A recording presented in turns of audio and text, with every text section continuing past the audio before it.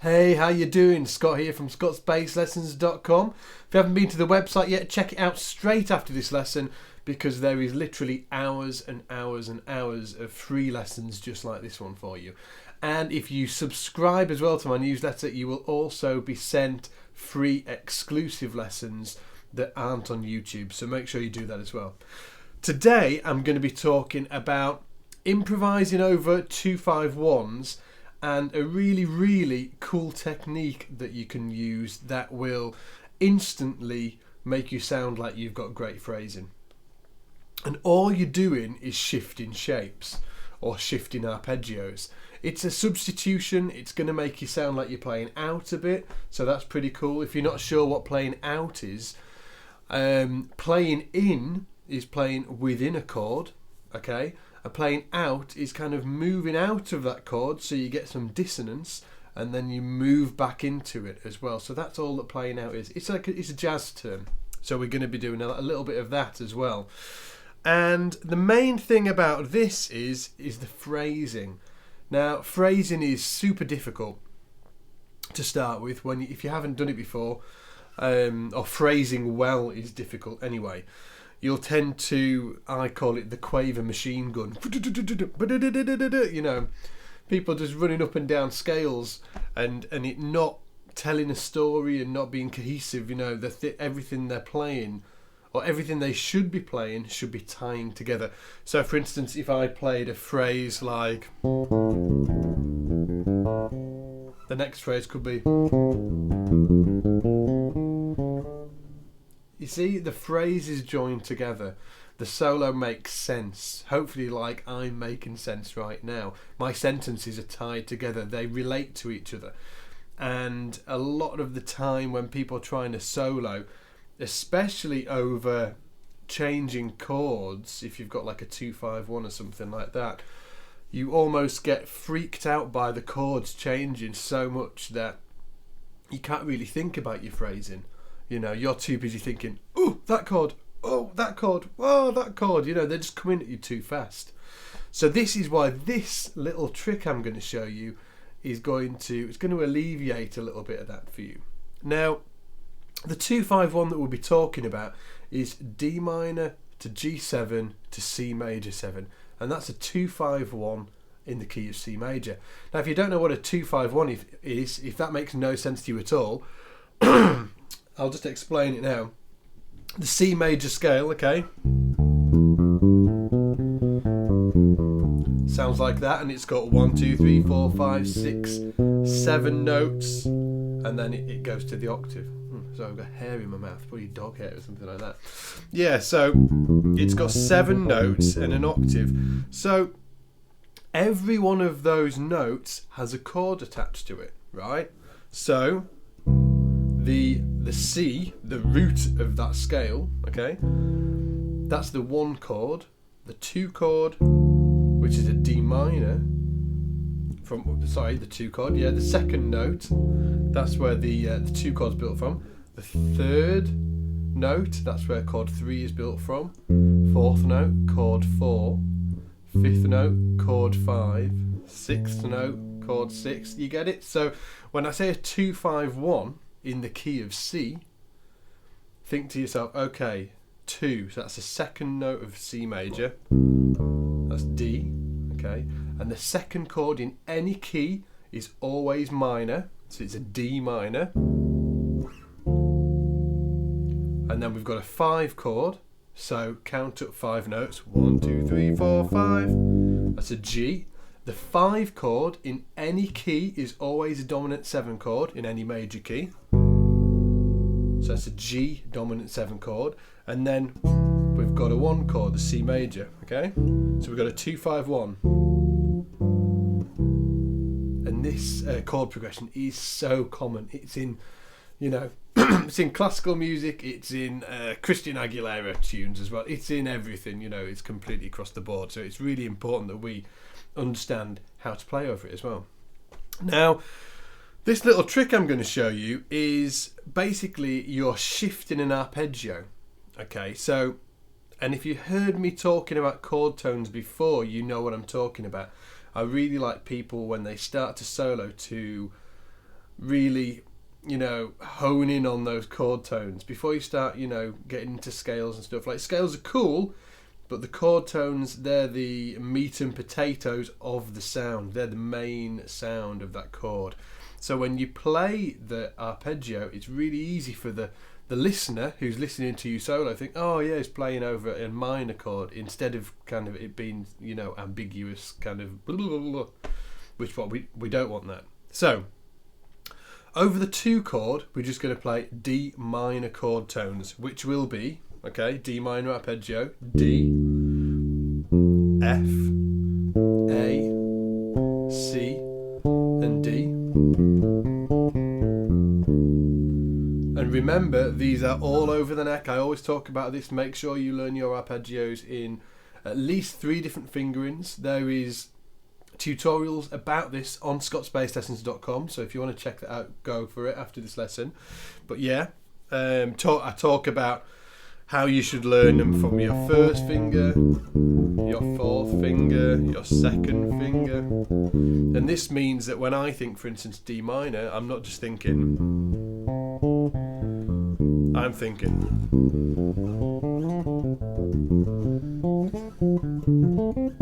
Oops. I'm hopefully not thinking that note. So I can see it over the entire neck. So that's the D minor. Now the trick is, on the G7, when it goes 2, 5, 1, we've got a full bar of D minor, by the way. When it goes to that G7 dominant chord, we are not going to play G7 arpeggio notes, okay? We're going to just move up exactly what we played on the D minor, a minor 3rd. We're going to move it up a minor 3rd, okay? So for instance, I'm going to take you through 3 different melodies so you can apply this, and then you can come up with your own melodies and try that out as well. So the first melody will be, now this is over D minor, okay, so there's the D minor sound, and all I'm doing is sliding into the minor 3rd with my little finger, then 5th, then flat 7 here, root, so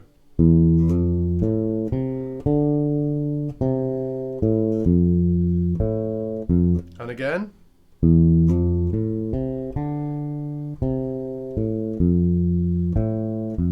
so really slowly.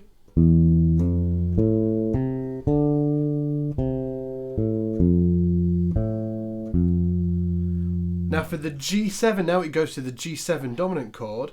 All I want you to do, and this is why the phrasing sounds so cool when you do this, because you just repeat what you did a minor 3rd up, okay? So a minor 3rd up, so there's D, a minor 3rd up will be F if you've got your minor scale, D, E, F. So that's your minor 3rd. So you put your 1st finger on F. And you play the same thing. So essentially we're superimposing an F minor over the G7 dominant chord, and we play the same thing in F.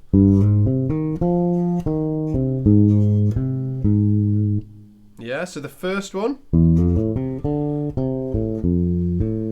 2nd,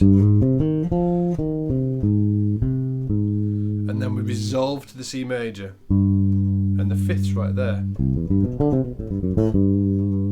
First one, D minor, over the 2 chord, over the 5 chord, F minor. But I'm not really thinking F minor, I'm just thinking I'll play the same thing up a minor 3rd. Now it works because Let's look at an F minor superimposed on top of a G7. There's the G7, but here we've got this sound using the F minor. What it does is it gives us the flat 7, which is the F. Now the minor third of the F is the flat 9 of the G7, so it instantly gives us that altered vibe. Then we've got an 11. Then we've got the sharp 5, another altered sound there, and then again to the flat 7 of the G7.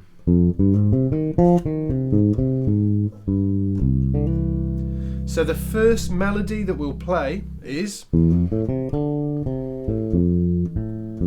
the D minor, then over the G7, the same thing again, upper minor third on the F, and then we just resolve into C major.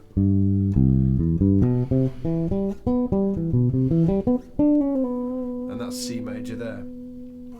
Now I'm going to play it with the backing track so you can hear exactly what it sounds like and hear the timing I'm using it. Really try and get this into try and get the correct timing as well, because that's an important thing. You need to have that strong timing as well. If you want to download the backing track for this particular tutorial, if you're watching this on YouTube, hit the link below this video right after the tutorial. It'll take you through to the page and you can just download it completely for free from there. Or if you're watching this on my website, it's down there right below this video. Just click it and download it, okay? So let's listen to this in action over the backing track, which is a 2-5-1. Okay, so let me just talk you through the chords, okay? Here we've got chord 2, chord 5,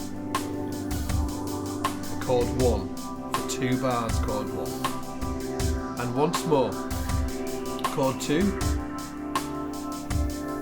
chord 5, and chord 1 for 2 bars. On chord 1 you can just play, any C major chord tones, C major scale, anything like that, okay? Experiment, see if you can, get a bit fruity with it, you never know. Okay, let's listen to the melody we've been working on the D minor. Over the G7. How cool does that sound? C major, D minor, upper minor third,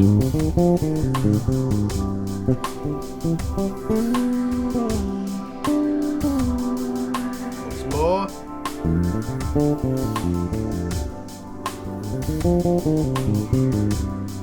have a, mess around with the timing of it.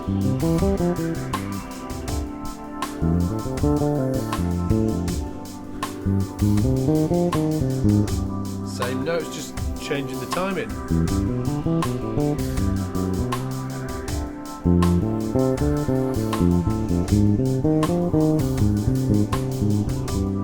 Again, I was just changing the timing there.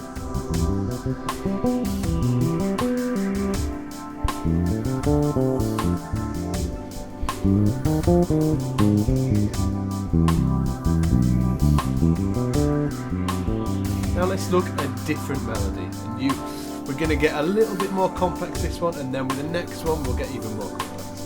Okay, so now I'm expecting you to start hearing that altered sound. You're thinking, well, that sounds really nice, and it's working because it's got the correct altered tones within the F minor arpeggio. But remember, I'm not particularly thinking F minor after the D minor 7.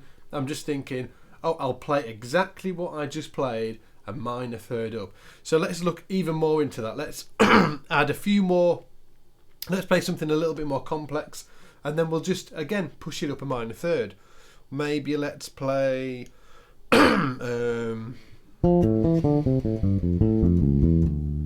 that's nice. I'll try and remember it. Oh, I can't remember it.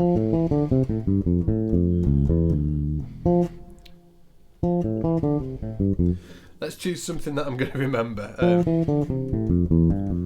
Yeah, let's do that one. And then I'm just going to move that up a minor third, so.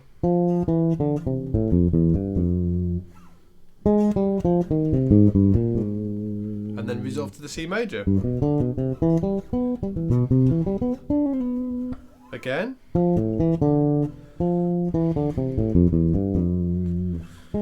and then resolve to the C major. Once more.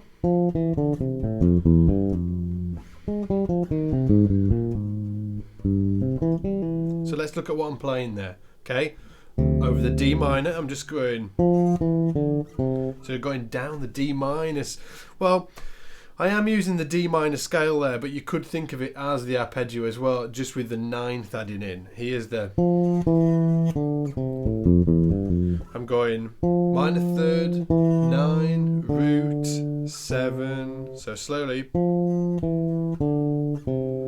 then to the 5th, then the minor third again, so just down the D minor arpeggio, and then 9, 11, 3,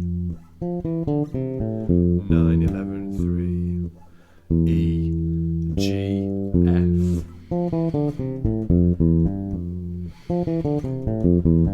When I'm playing it, I'm trying to be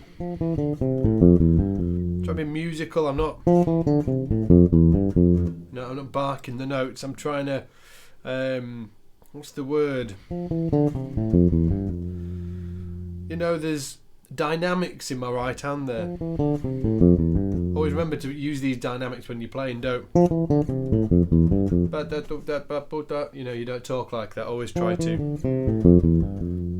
and, you know, I kind of think the dynamics with when I'm trying to solo, I use a lot of swells, so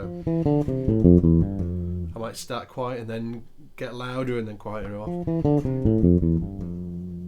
So I'm going to move up a minor third. Sorry, I went off topic a bit there. Move up a minor third, play the same thing over the F minor. Now remember, this is still over a G7 chord, so we're just superimposing the F minor over the G7 chord. So on the F minor it will be, the notes would be A flat, G, F, E flat, C, A flat, G, B flat, and then A flat. So it's resolving to the flat 9 of the G7, which is so cool. And then we just resolve it into C major again.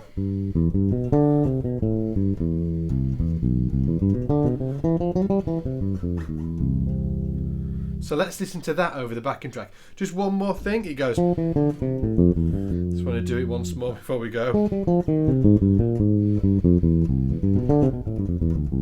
Now let's listen to it over the backing track.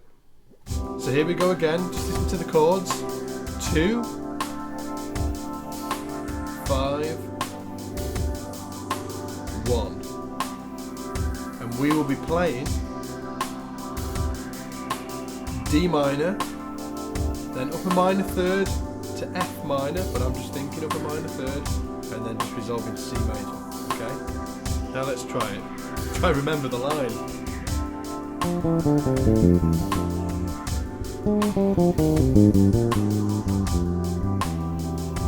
C major.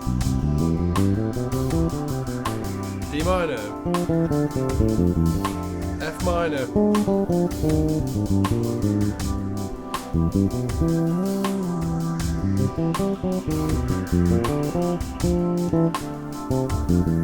Now I'm changing the timing of that little phrase that we worked on. Always try and learn a phrase and then use different, you know, phrase it differently.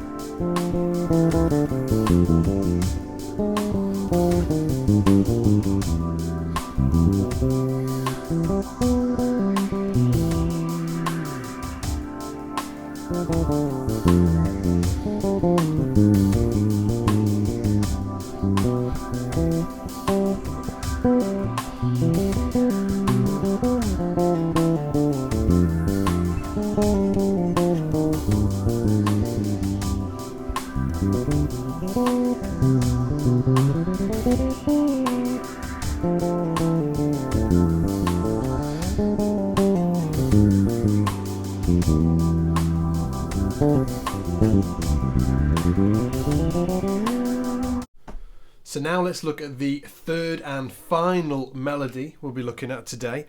Again, it's over a D minor. It's going to be a little bit more chromatic in nature, this one. I'll just play you it now. So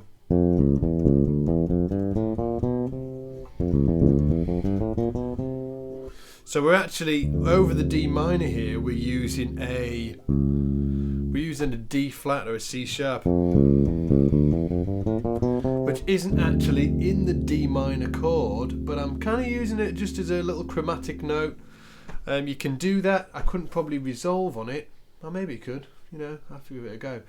But yeah, I'm using it just more of a chromatic sort of like tension-y note, just to give us a bit of spice in there. So here we go. So it's going to be F. So that's a minor third of D minor, right? So F. Then we've got that C sharp. Then E.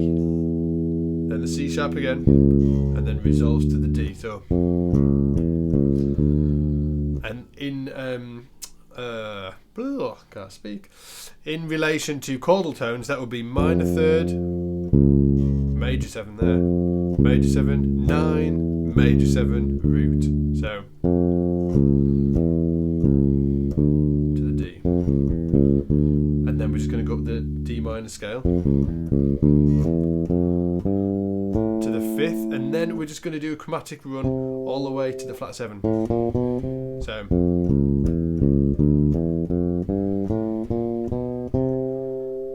really slowly.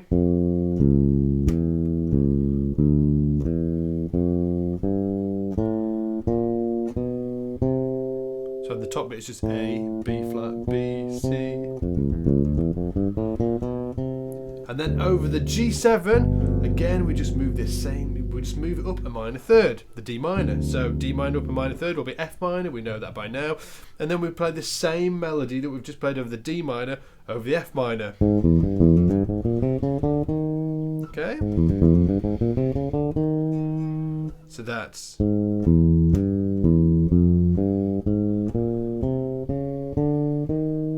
really slowly. This over the F minor. And then we resolve to the C major, which could be here.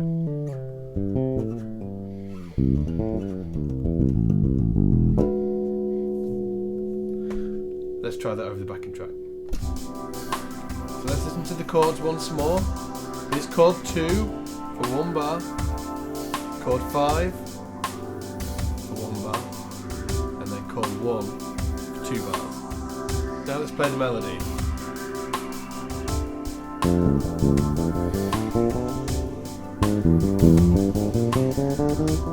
And resolve to C major.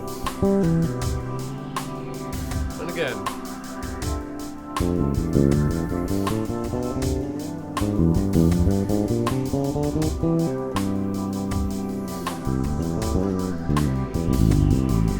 Again.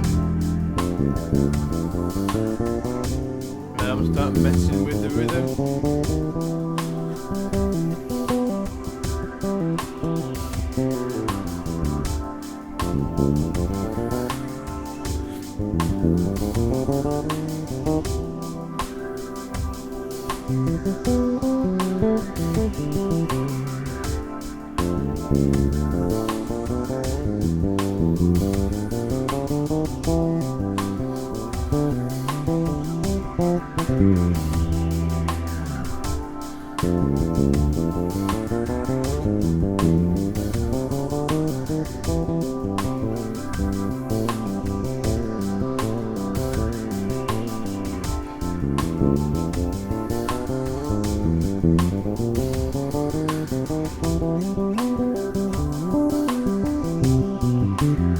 So now let's listen to all 3 of them back to back, okay?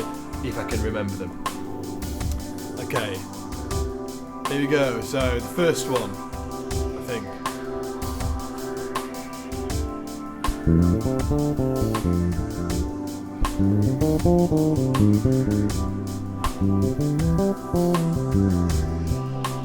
First one again.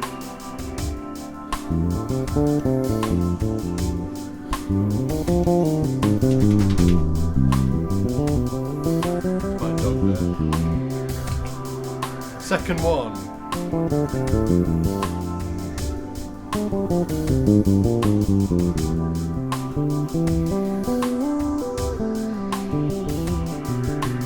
Second Second one.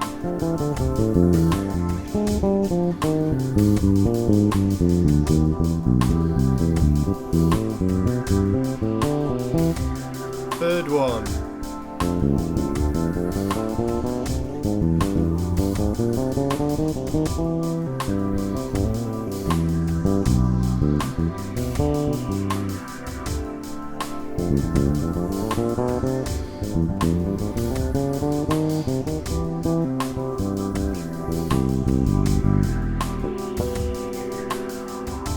So hopefully there you can see how this little trick is so flexible, you know, and it just ties your phrasing together. It gives you that continuity within the line. It gives you a little bit of time to think, not D minor, G7, C major. You're thinking, okay, D minor, then just up a minor third. I'm going to play the same thing. I might play it exactly the same, the phrasing, the timing, everything. But I might mess around with the timing. It's really up to you. But it's just going to tie everything a little bit, you know, it's going to tie it together a little bit more. And the other cool thing as well, it gives it that out sound, because if we substitute the, in this case, the F minor over the G7, it's giving us some, you know, some naughty notes, you know, it's giving that flat 9 and the sharp 5, which is great. Now, what should you do now? Well, you should go and practice this in as many different keys as possible, because what you'll find is you'll be really fluent with it in one key after a while, and then you need to, you know, get used to moving it around the fretboard and just getting it under your fingers like that. But other than that, you're gonna be a winner, man. So hopefully you've enjoyed this lesson. If you have, and hopefully you have, if you could click that like button under there, that would be, you know, I will love you forever. And share this with all your bass player friends as well, because Scott's Bass Lessons relies on people spreading the word. You know, I'm trying to create a community of bass players and that are collectively learning together. Other than that, hopefully I will see you soon. There's more lessons coming your way, so take it easy and get in the shed.